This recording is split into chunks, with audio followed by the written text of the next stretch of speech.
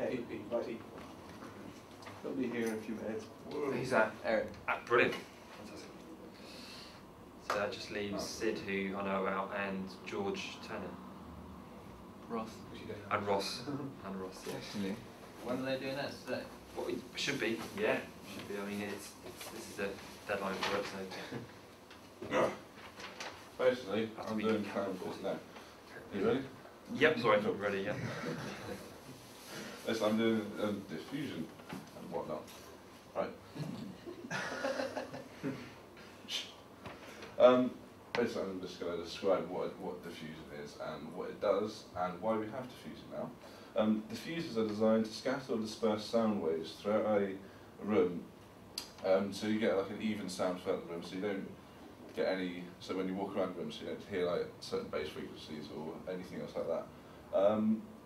They're extensive by reducing standing waves and echoes and creating a better listening environment.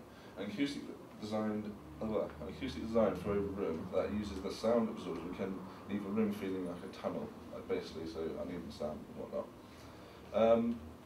A perfectly diffused sound has similar acoustic reverberation time anywhere in the room. A non-diffused sound would have considerably different reverberation or different RT60 time.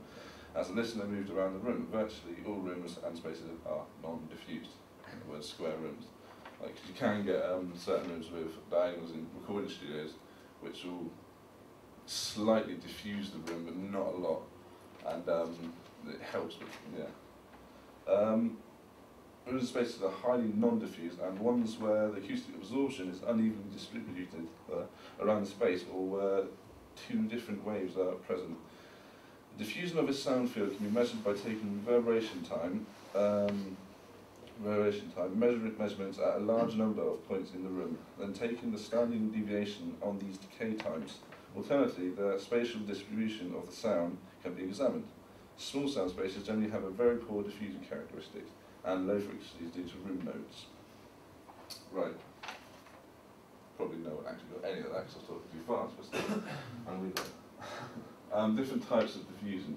We've got the MLS, or the maximum length sequence diffuser, which is basically base diffusers are made of strips of material with two different depths, as you can see, like that depth and that depth, just spaced out evenly or randomly across the panel of wood.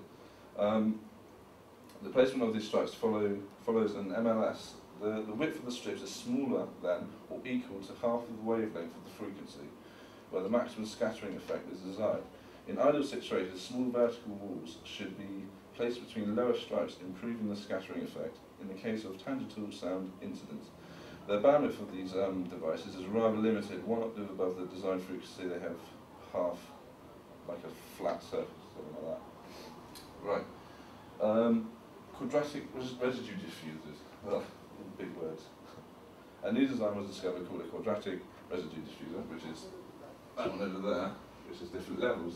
It's more than the other one, MLS diffuser. Today, the quadratic residue diffuser, or Schroeder diffuser, is still widely used. Quadratic residue diffusers can be designed to diffuse sound in either one or two directions. They too suffer from flat panel frequencies, but at a higher frequency than MLS diffusers, fractal construction can be used to extend bandwidth. Right, and to the last one. A primitive root diffuser, or an omni-diffuser, as Danny said in this presentation. They are mainly based on theoretical sequences. Although they produce a notch in their scattering response in reality, the notch is it's over too narrow a bandwidth to be useful. In terms of performance, they are very similar to quadratic resonance diffusers.